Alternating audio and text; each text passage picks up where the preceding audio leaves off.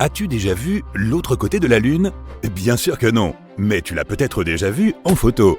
Dans ce cas, t'es-tu déjà demandé pourquoi ces deux faces ont l'air si différentes? Eh bien, tu vas le découvrir. Beaucoup de gens pensent que si nous ne pouvons pas voir l'autre côté de la Lune, c'est parce qu'elle ne tourne pas autour de son axe. Mais ce n'est pas vrai.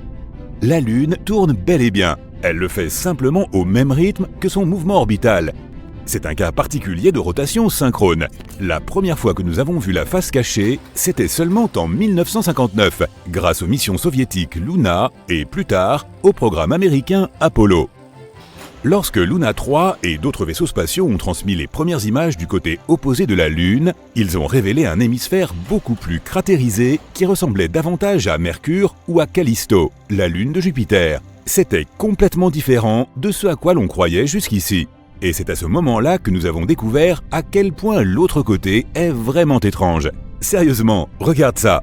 La face visible peut se vanter d'avoir une croûte plus fine et plus lisse. Ces magnifiques taches sombres sont appelées mers lunaires. Ce sont les derniers vestiges d'anciennes coulées de lave. Et quand on dit anciennes, on parle de plus de 3 milliards d'années. À l'inverse, la croûte de la face cachée est plus épaisse et les cratères sont plus marqués.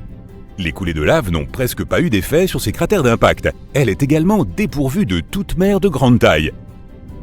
La face cachée ressemble à du fromage blanc séché. Et honnêtement, tu ne trouves pas toi aussi que la face visible est bien plus jolie? Donne-nous ton avis dans les commentaires. Donc, il y a à peine 50 ans, nous avons appris pour la première fois l'existence de ces différences apparentes. Mais les scientifiques ont ensuite découvert quelque chose d'étrange. Les deux côtés diffèrent jusque dans leur composition géochimique. Et pas seulement dans ce domaine. Notre côté est plus fin que le côté opposé de plusieurs kilomètres. Mais d'où proviennent ces différences considérables sur une simple boule de roche flottante? Pour les scientifiques, c'était un mystère. Ils se sont mis à formuler de nombreuses théories. La théorie de la Lune fondue a été prépondérante pendant un moment. Elle indiquait que c'est à cause de la Terre que notre Lune est ainsi. Cela s'est produit il y a plusieurs milliards d'années. La Lune est née à cause d'une collision. Un jour, un objet de la taille de Mars s'est écrasé sur la Terre. À ce moment-là, un morceau s'en est détaché qui est devenu plus tard la Lune. Cependant, ce morceau était environ 15 fois plus proche de la Terre qu'il ne l'est maintenant. Certains artistes ont créé des images de la soi-disant Lune primitive. Contrairement à notre mignonne petite boule blanche, la Lune primitive avait un aspect étrange de boule écarlate bouillonnante. Ce morceau ne nous a pas quittés après la séparation. Il est entré en rotation synchrone avec nous très peu de temps après. Après la collision, la Terre était encore un enfer incandescent, plein de feu et de lave. Elle bouillait à une température de 2500 degrés Celsius. Et comme la Lune a toujours été tournée vers nous d'un côté, ce côté un peu fondu, cela expliquerait pourquoi la surface de la Lune, ce qu'on appelle le manteau, est plus mince sur le côté proche que sur le côté opposé. Pendant l'ébullition de la Terre, certains éléments se sont évaporés de celle-ci. Ils se sont ensuite déposés sur la Lune. Cela expliquerait la différence de composition géochimique entre les deux faces. Mais il y avait une faille dans la théorie. D'où venaient les éléments chimiques rares et étrangers, comme ces isotopes inhabituels de phosphore, de potassium et de tungstène? Le côté visible en est rempli. Or, ils n'ont pas pu provenir de la Terre. Il existe aussi d'autres théories. L'une d'entre elles avance qu'au départ, nous avions deux toutes petites lunes. Plus tard, elles auraient fusionné, d'où la différence dans leur composition. Mais cette théorie semble un peu farfelue, sans compter qu'elle comporte une faille. Par exemple, la transition entre les deux faces est beaucoup trop douce. Si notre Lune était issue de la fusion de deux petites lunes, cette transition serait plus abrupte. Les scientifiques étaient donc un peu perdus sur ce point. Mais récemment, ils ont enfin compris ce qui est réellement arrivé à la Lune. Et c'est grâce aux orbiteurs Grail de la NASA qui ont passé plus d'1 an à tournoyer autour de la Lune, à la cartographier et à étudier sa composition. Grâce à ces données, les scientifiques ont créé près de 360 simulations informatiques. Celles-ci ont révélé diverses projections d'impact, d'objets de taille variée, voyageant à des vitesses différentes. Les scientifiques ont comparé les résultats avec notre Lune actuelle. Ils ont essayé de déterminer quelle simulation se rapprochait le plus de l'état actuel de notre satellite. Ainsi, ils ont finalement résolu ce mystère vieux de 50 ans. La réponse consiste en une collision avec une planète naine il y a 4,3 milliards d'années. Cet énorme objet était légèrement plus grand que Cérès, qui est l'une des planètes naines de notre système solaire. Son diamètre est de 933 km, soit à peu près la taille de la France ou de l'Allemagne. Cet objet massif s'est donc écrasé sur la Lune, quelque part près du pôle Sud. Le choc a été si fort qu'il a changé l'aspect de la Lune pour toujours, laissant derrière lui une traînée de 5600 km. Il te faudrait environ 14 heures en avion pour parcourir cette distance. Ce cratère a recouvert toute la face cachée de la Lune. Il a endommagé son manteau et il a créé ce qu'on appelle le bassin pôle Sud-Aitken. Il s'agit d'un cratère d'impact dont le diamètre est de 2500 km, soit l'équivalent du Royaume-Uni et de l'Allemagne réunis. La formation de ce bassin a été un événement déterminant dans l'histoire de la Lune, et c'est le deuxième plus grand cratère d'impact du système solaire. La collision a également provoqué une puissante onde chaude qui s'est répandue sur la Lune. Cette vague a dispersé les restes de ces minéraux rares et chauds que les scientifiques ont trouvés sur la face visible. C'est ainsi que notre joli côté est devenu le foyer de ce qu'on appelle Procellarum Creep Terrain ou PKT en abrégé. Il s'agit en fait d'une anomalie de composition, une concentration de potassium, de phosphore et d'autres éléments rares comme le thorium. On peut dire que ces minéraux sont un cadeau pour nous de l'espace profond. Quoi qu'il en soit, il y a eu beaucoup de collisions dans l'histoire de la Lune.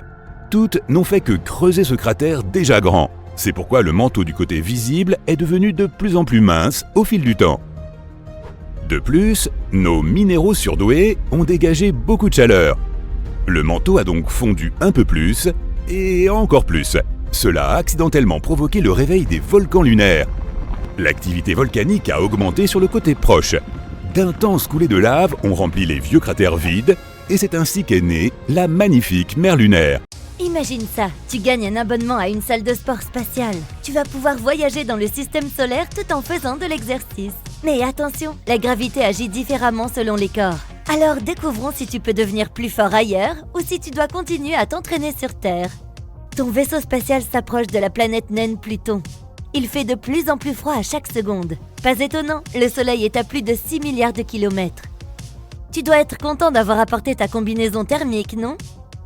Pour quitter le vaisseau spatial, les terrains auront besoin de l'aide d'une machine à gravité, car la gravité sur Pluton est à peine un 15e de celle de la Terre. La gravité est la force qui nous attire vers le sol. Plus la masse d'un corps spatial est faible, plus sa gravité est faible. Donc sur Pluton, tu ne peux faire aucun sport qui implique de courir. Si tu le faisais, tu t'envolerais très probablement. Mais tu peux essayer de soulever des éléphants. Après tout, tu ne peux pas le faire sur Terre. Sur Pluton, soulever un éléphant de 900 kg revient à soulever 54 kg. Le prochain arrêt est Neptune. Elle est 30 fois plus éloignée du Soleil que la Terre. L'atmosphère de cette planète est sombre et froide. Tu pourrais te sentir dépassé par la taille gigantesque de la planète. Ce n'est pas pour rien qu'on l'appelle géante de glace. Peut-être qu'aujourd'hui tu aurais envie de faire des sports d'hiver ? Dire que Neptune vit en hiver perpétuel est un euphémisme. La température moyenne sur la planète est d'environ moins 225 degrés Celsius. Mais la gravité ici est seulement 10% plus forte que celle de la Terre, donc on ne ressent pas beaucoup de différence. Ce monde n'a pas de surface solide, donc tu ne pourras pas quitter le vaisseau spatial. Est-ce que c'est une patinoire de hockey sur glace que je vois ? Prends tes patins à glace et ta crosse et prépare-toi à jouer contre les autres passagers. Que dirais-tu d'un arrêt rapide sur Uranus ? Il s'agit d'une autre géante de glace et la gravité ici est de 90% de celle de la Terre. Tu pourrais faire quelques pompes à l'intérieur du vaisseau spatial car tu ne pourras pas sortir. La surface glacée de la planète est composée d'eau, de méthane et d'ammoniac sous forme liquide. Il n'y a pas de sol solide sur lequel marcher. Mais si tu trouvais un moyen de sortir, tu te sentirais plus léger que sur Terre.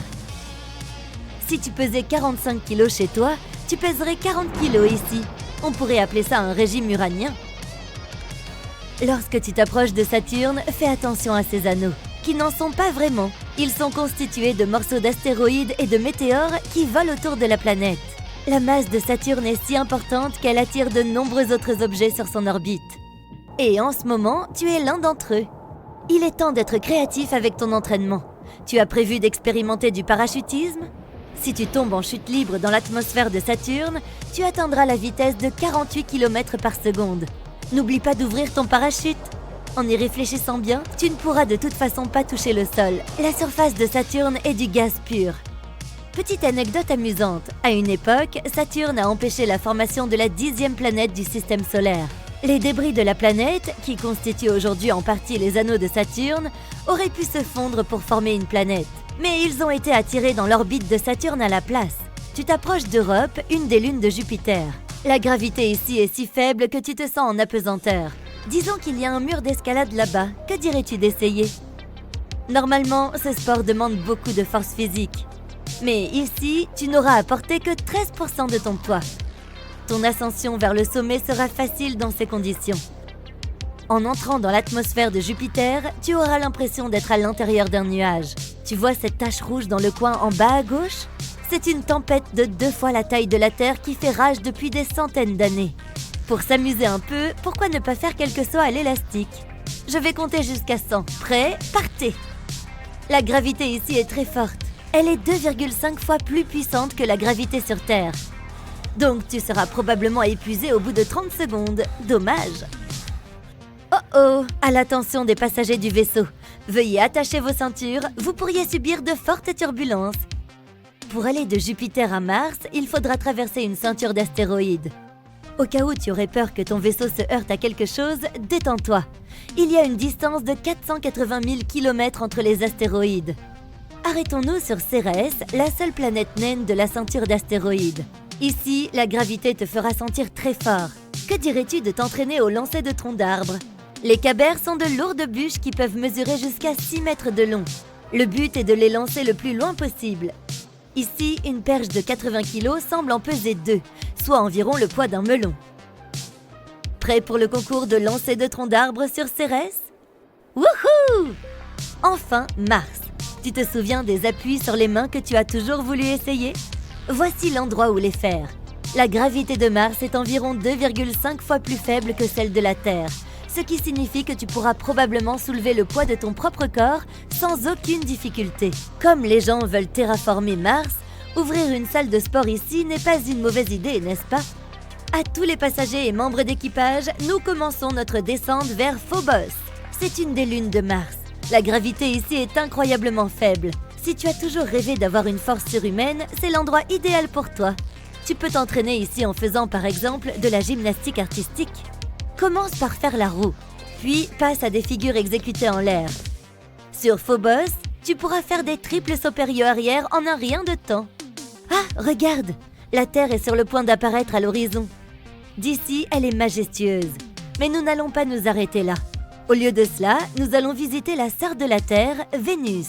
Elle a presque la même masse que la Terre, ce qui signifie qu'elles ont une gravité similaire. Les terriens ne peuvent pas survivre sur la surface de Vénus à cause de la grande quantité d'ammoniac dans son atmosphère. Mais imaginons que tu puisses pratiquer du sport en plein air ici. Tu as envie d'essayer le bubble foot ? Pour cela, il faut se couvrir avec un énorme ballon et se heurter sans cesse aux autres joueurs. Les gens jouent à ce jeu sur Terre. Sur Vénus, avec sa gravité légèrement plus faible, ça pourrait être un peu plus facile. Mais quand même, tu dois prendre en compte que tu auras une balle de 10 kg comme gilet. Un peu comme un hamster sur Terre, sans compter que ta tenue limitera tes bras et tes jambes. Ce sera un défi, mais ça me semble amusant. Notre univers regorge de choses à la fois fascinantes et terrifiantes. Tu connais déjà les quasars, les trous noirs, la matière noire, tout ça, mais as-tu déjà entendu parler des horreurs de l'espace ? Ça te dirait de visiter les mondes les plus bizarres du cosmos ? Ce n'est pas moi qui ai fait cette liste, mais la NASA elle-même. Bienvenue dans la galaxie des horreurs, l'impressionnante collection horrifique de la NASA. Accompagne-moi à la découverte de quelques-unes de ces planètes et dis-moi ensuite laquelle t'aura semblé la plus effrayante. N'oublie pas d'attacher ta ceinture. Notre première destination est une géante gazeuse appelée TRES-2b. Elle est située à 750 années-lumière de nous. Si nous utilisions un vaisseau spatial ordinaire, il nous faudrait environ 10 millions d'années pour nous y rendre. TRES-2b est en orbite autour d'une naine jaune, une étoile semblable à notre Soleil.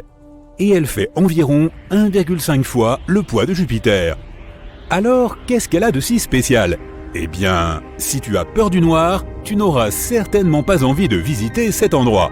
C'est la planète de la nuit éternelle, la plus sombre de toutes les planètes que nous connaissions. Mais elle n'est pas si éloignée de son étoile. Alors, comment ça se fait ? Le fait est que la surface de TRES-2b reflète la lumière encore plus mal que le charbon. À cause de cela, on dirait qu'il n'y a pas de lumière du tout. Si tu survolais la surface de cette planète, ce serait comme si tu avançais avec un bandeau sur les yeux.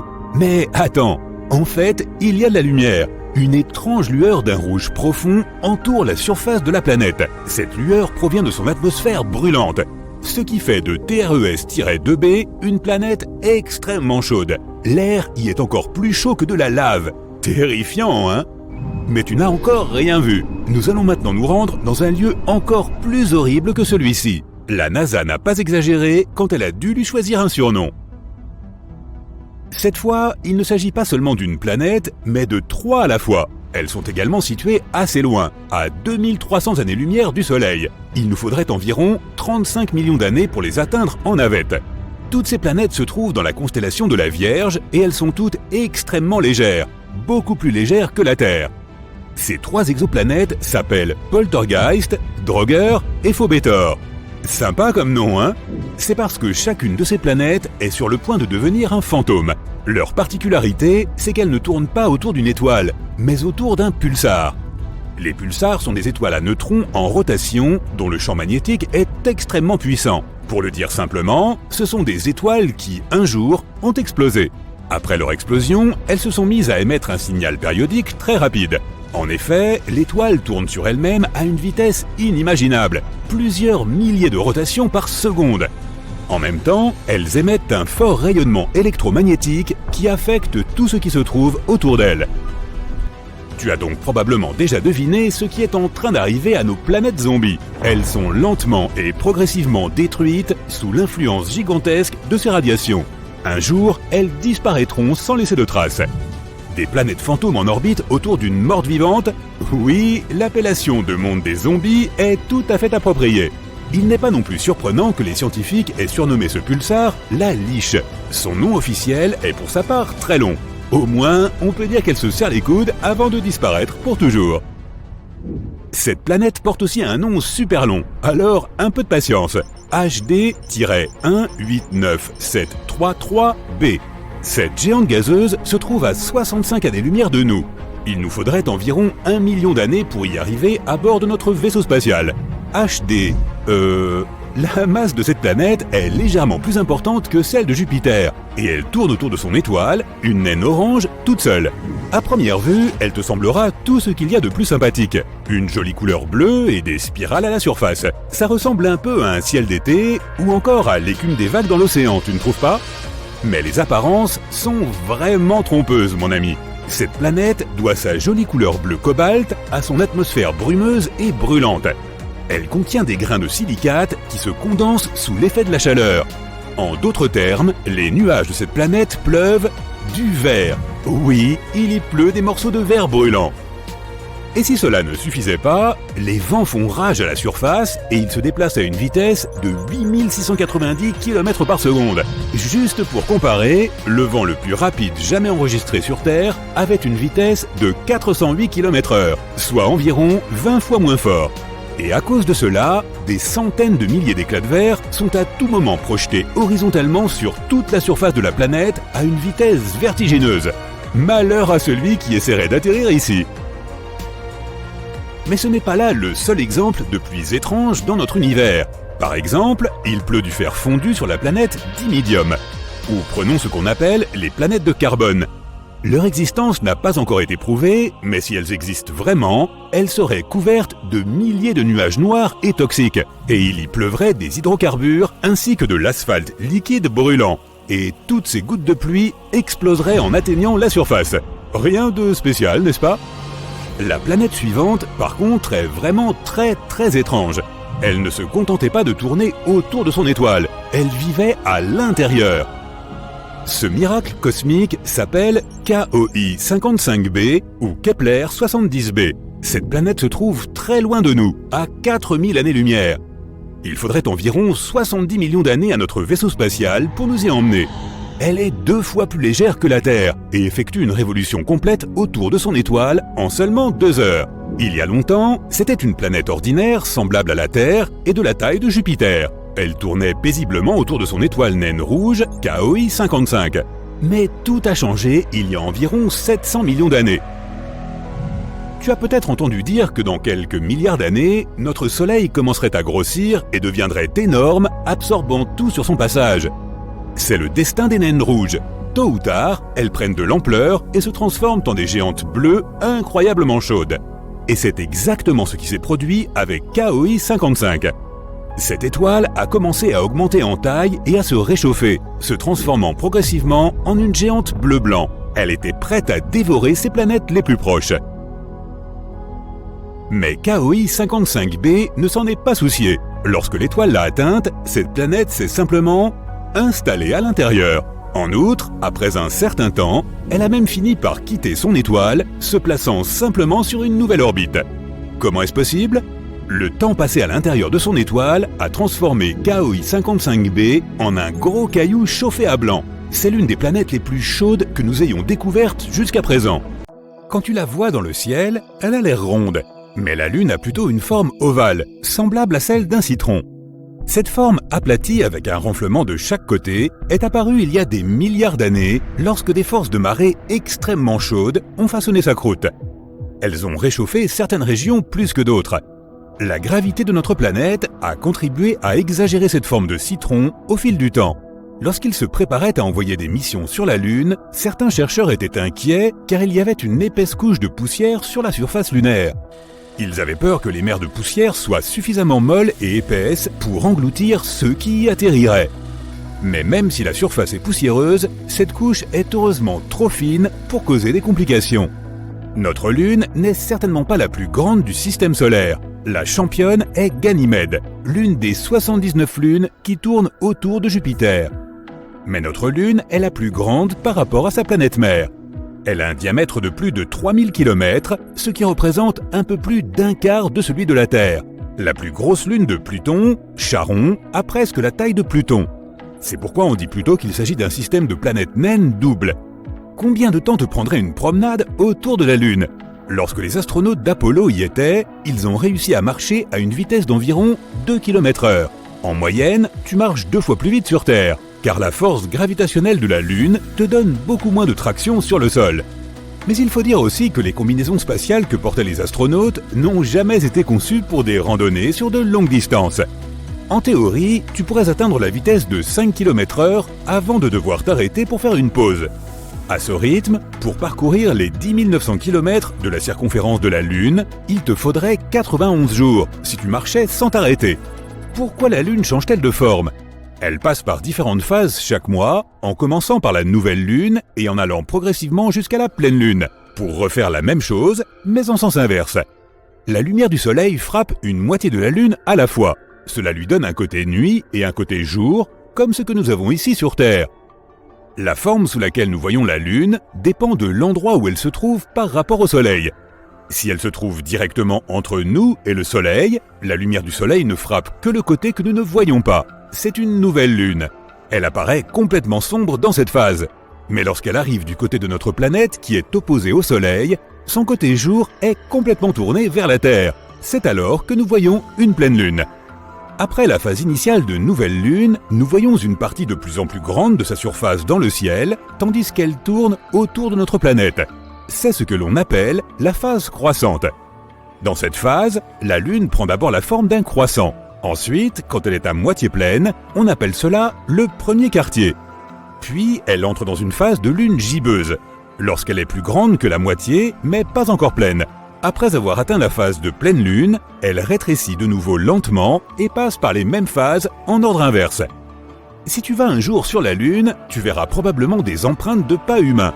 Il est vrai que personne n'y a mis les pieds depuis la dernière mission Apollo en 1972. Et ces traces de pas pourront rester là pendant de nombreuses années, car il n'y a pas d'activité géologique sur la Lune, comme des séismes ou des éruptions volcaniques.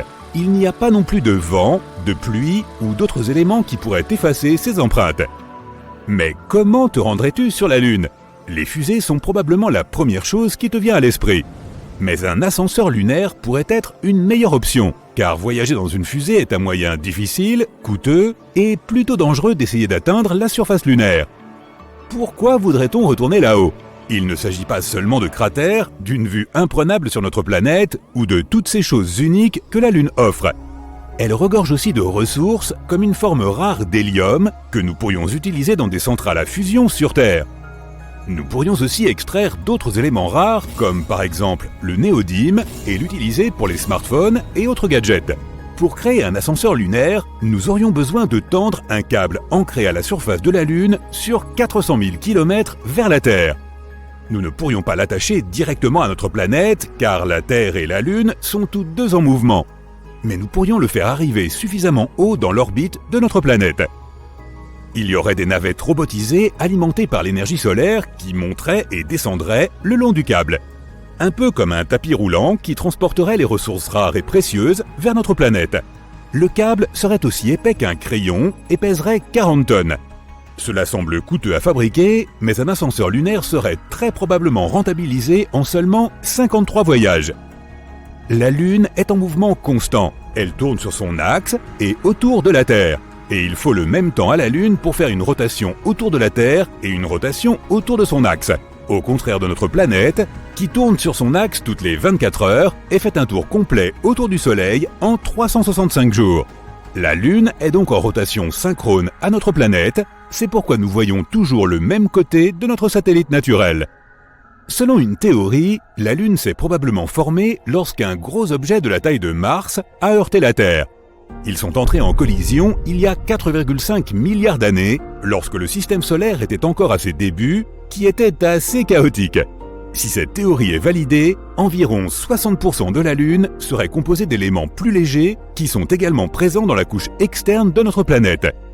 Un heureux concours de circonstances nous permet de voir des éclipses solaires totales depuis notre planète. La Lune a la taille et la distance parfaite par rapport à la Terre pour apparaître de la même taille que le Soleil lorsque nous la regardons dans le ciel. Lorsque la Lune passe entre le Soleil et nous, elle couvre parfaitement le Soleil. De plus, tu peux voir un halo impressionnant qui illumine ses bords. Si elle était plus éloignée de nous ou plus petite, une éclipse solaire donnerait seulement l'impression qu'il y a une tache sur le Soleil. Notre Lune contient de l'eau qui jaillit un peu partout. Il y a là-bas de l'eau renfermée dans de la glace. Certaines molécules d'eau se déplacent à la surface lorsque la Lune se refroidit et se réchauffe pendant la journée. L'eau reste bloquée à sa surface jusqu'à midi lunaire lorsque le Soleil est au-dessus de la branche supérieure de l'un des méridiens de la Lune. À ce moment-là, une partie de l'eau fond, se réchauffe et se retrouve dans la délicate atmosphère lunaire. Son atmosphère contient aussi quelques gaz inhabituels, notamment du potassium et du sodium.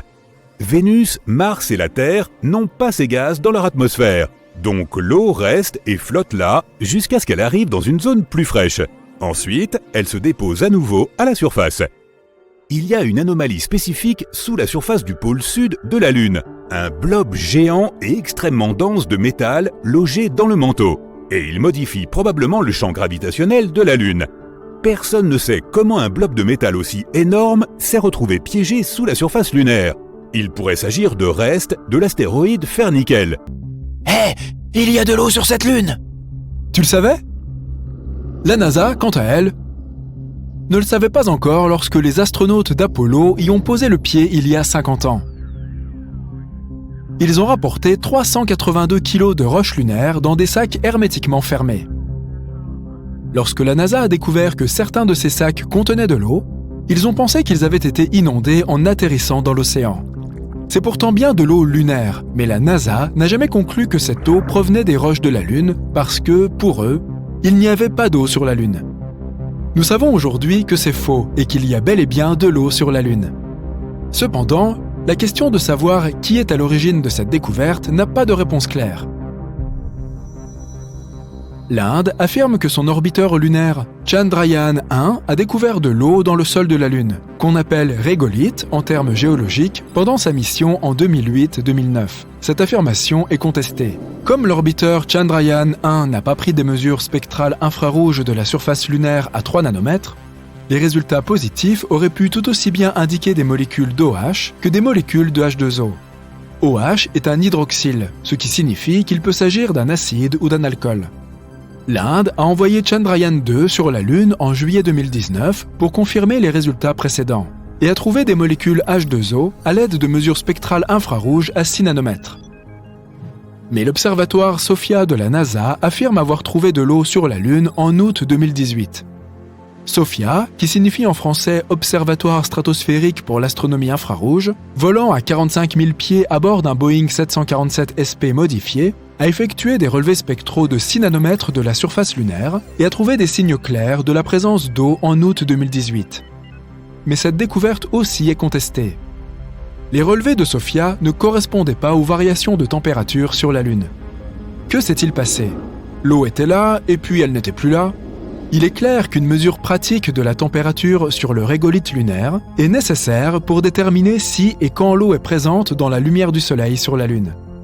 Par conséquent, le mérite de la découverte définitive d'eau dans les roches et le sol de la Lune doit être attribué au rover lunaire chinois Chang'e 5, qui explorait sa surface cachée en 2020. La nouvelle question qui se pose est alors, quelle quantité d'eau y a-t-il dans le sol et les roches de la Lune? La réponse tient en 2 mots, pas beaucoup. On pourrait extraire environ 1 goutte d'eau pour chaque mètre cube de régolithe et à peine plus dans les roches. Les ingénieurs se creusent actuellement la tête pour essayer de trouver quel type de machine il faudrait concevoir et construire pour exploiter cette eau lunaire. Il est absolument essentiel de trouver de l'eau localement sur la Lune. L'eau est trop lourde pour être apportée en grande quantité afin d'alimenter une quelconque activité humaine, telle que la construction prévue d'une base lunaire. Sans approvisionnement en eau, la présence humaine à long terme sur la Lune est définitivement exclue. Heureusement, on pense que l'eau existe de façon plus abondante sur la Lune, mais à un autre endroit, à son pôle sud. Dès 2010, le radar de la NASA a cartographié les régions polaires de la Lune. La cartographie radar dépend du rebond, ou signal réfléchissant, des ondes radar. Le radar rebondit différemment lorsqu'il frappe la Terre, l'eau ou la glace. Tout comme tu peux dire, les yeux fermés, si quelqu'un frappe sur du métal, du bois ou du plastique. Les ondes sonores ont leur propre schéma distinctif, et il en va de même pour le radar. Le temps qu'il faut pour recevoir le signal de rebond permet de créer une carte de la topographie de la surface. Les montagnes, les vallées et les crêtes peuvent toutes être cartographiées avec précision, façonnant ainsi une carte détaillée de la surface. En passant au-dessus des cratères du pôle sud lunaire, la réflexion de la télémétrie radar a rebondi avec un signal qui indiquait la présence de glace dans les cratères. C'était une découverte très excitante. Les cratères du pôle sud de la Lune ont la particularité de ne jamais être éclairés par le Soleil. L'angle de la lumière du Soleil ne fait que passer horizontalement sur les sommets des cratères, sans jamais y descendre. Cette configuration polaire unique crée une situation où les bords supérieurs des cratères polaires sont toujours ensoleillés, mais le fond des cratères ne reçoit jamais la lumière du Soleil. La glace au fond des cratères ne fondra jamais. Plus de 40 cratères ombragés en permanence se trouvent à proximité du pôle sud lunaire et ils semblent tous contenir de la glace. Les agences spatiales du monde entier ont rapidement annoncé qu'elles prévoyaient des bases lunaires au pôle sud. La Chine, la Russie, l'Europe et le Japon prévoient de placer des panneaux solaires sur les bords des cratères, puisqu'ils bénéficient de la lumière du soleil 24 heures sur 24 et 7 jours sur 7, et d'exploiter la glace au fond des cratères. La NASA n'a pas été si prompte à le faire, se refusant sagement à faire des plans extravagants basés sur une seule observation. Ce n'est tout simplement pas de la science sérieuse. De multiples observations sont nécessaires. Si ton cousin William, lors d'un dîner, voit la salière léviter et flotter dans les airs, mais que personne d'autre ne le remarque, il se peut que cela ne soit jamais arrivé. Peu importe à quel point William insiste sur le fait que cela s'est produit. Plusieurs observations sont nécessaires pour que quelque chose soit considéré comme réel. Et au moins une de ces observations doit impliquer un contact direct. La NASA a lancé le LRO, ou orbiteur de reconnaissance lunaire, pour qu'il tourne au-dessus de ces cratères du pôle sud de la Lune. Parmi les 7 instruments du LRO qui prennent des mesures détaillées, le LAMP peut prendre des images ultraviolettes des cratères ombragés lorsqu'ils sont éclairés par la lumière des étoiles. Plutôt malin. On estime aujourd'hui qu'il y a un demi-trillion de kilos de glace d'eau dans les cratères ombragés du pôle sud lunaire, soit environ 500 milliards de litres d'eau. Cela correspond à peu près à ce que l'ensemble des États-Unis consomment en seulement 2 jours. Mais ces 500 milliards de litres d'eau pourraient alimenter une base lunaire pendant 1000 ans. Comment cette glace est-elle arrivée là? Les comètes sont pour l'instant l'explication la plus plausible. Elles peuvent être composées de nombreux types de glace, la glace d'eau étant la plus courante, puisque l'oxygène et l'hydrogène sont si répandus dans l'espace. La Terre est cependant le seul endroit du système solaire à posséder de la glace à l'italienne. Lorsqu'une comète s'écrase sur le pôle sud lunaire et crée un cratère, la glace y est piégée. Sans jamais fondre ou s'évaporer, puisqu'elle est compactée à la surface de la Lune. Des relevés radars ont indiqué la présence de glace jusqu'à 18 mètres sous la surface au fond de ces cratères sombres. Il va y avoir beaucoup de monde au pôle sud de la Lune lorsque tous ces pays commenceront à mettre en œuvre leurs plans pour exploiter la lumière perpétuelle du Soleil sur les bords des cratères, ainsi que la glace dans les profondeurs sombres des cratères. Le pôle sud de la Lune est en passe de devenir le bien immobilier le plus précieux et le plus convoité, en dehors de certains quartiers de Paris. Savais-tu que notre Soleil est en fait vert? D'accord, je plaisante. En réalité, il estimate de toutes les couleurs imaginables en même temps. Attends, quoi? Je sais que ça a l'air d'une blague, mais je suis sérieux.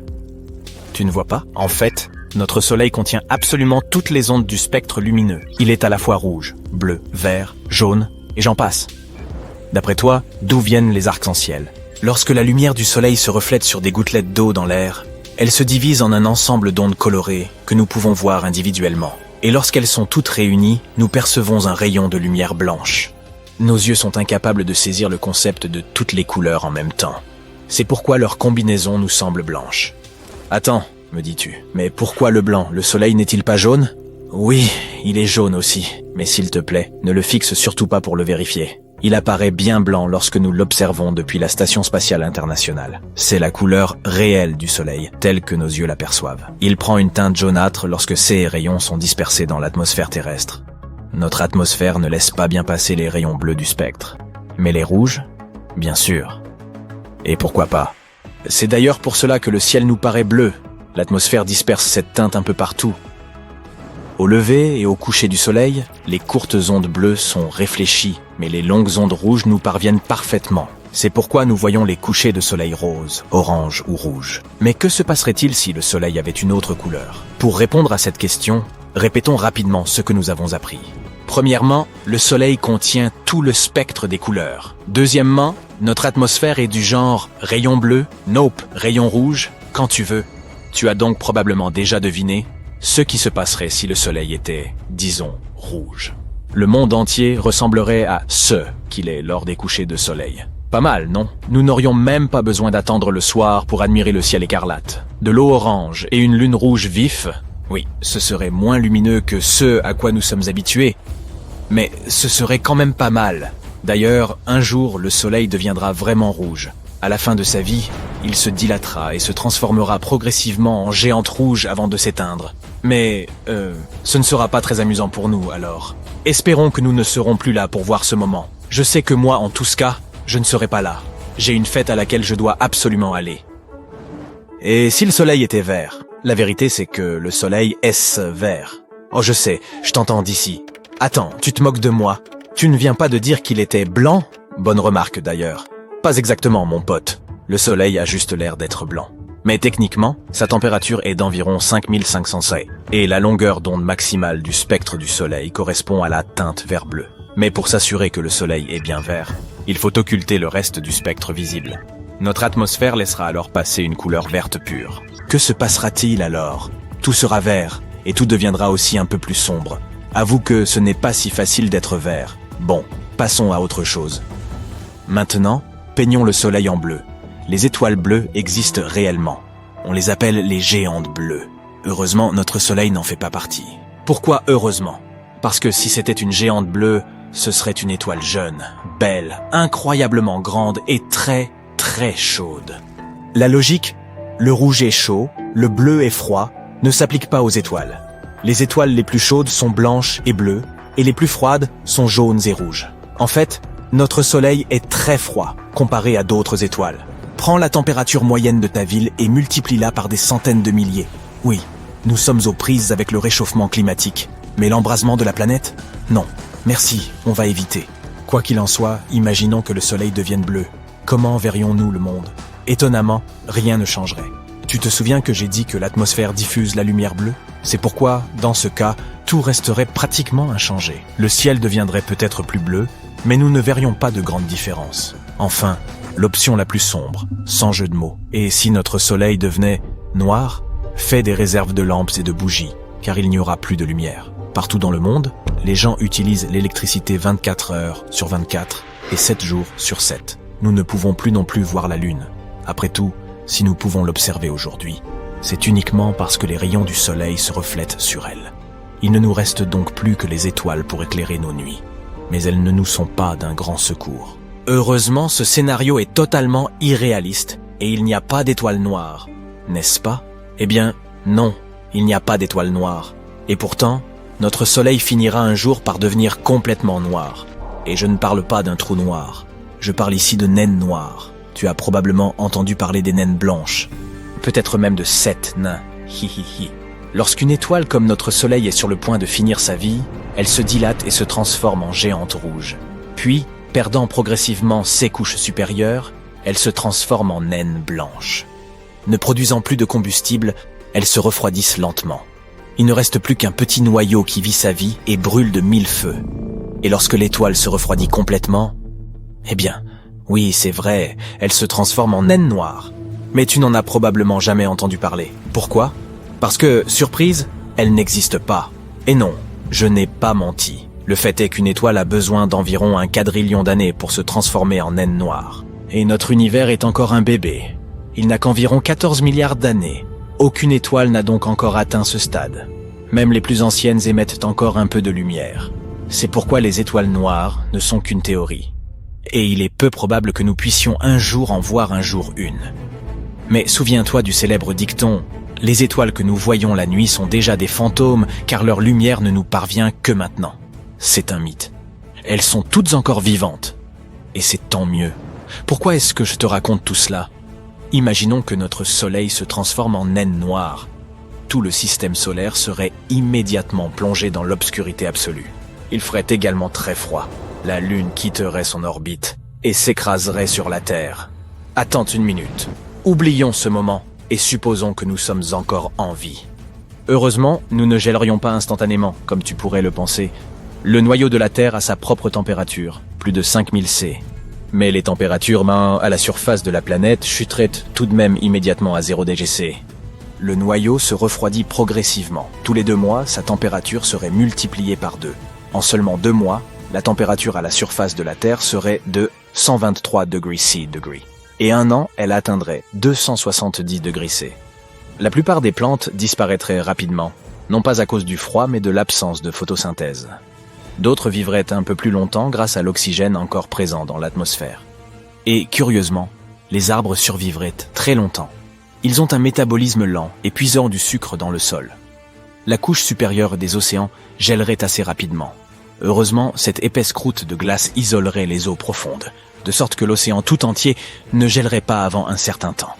Les créatures marines se porteraient plutôt bien. Elles existaient bien avant nous et sont déjà habituées aux changements de température extrêmes, au manque d'oxygène et de nourriture, aux pressions énormes et aux autres joies de la vie en eau profonde. Et nous, les humains, tout d'abord, nous commencerions à tomber malades. Sans vitamine D, les gens seraient confrontés à un grand nombre de problèmes de santé. Par ailleurs, notre corps a besoin de la lumière du soleil pour produire de la mélatonine. Cette mélatonine nous aide à comprendre quand nous devons nous coucher et nous réveiller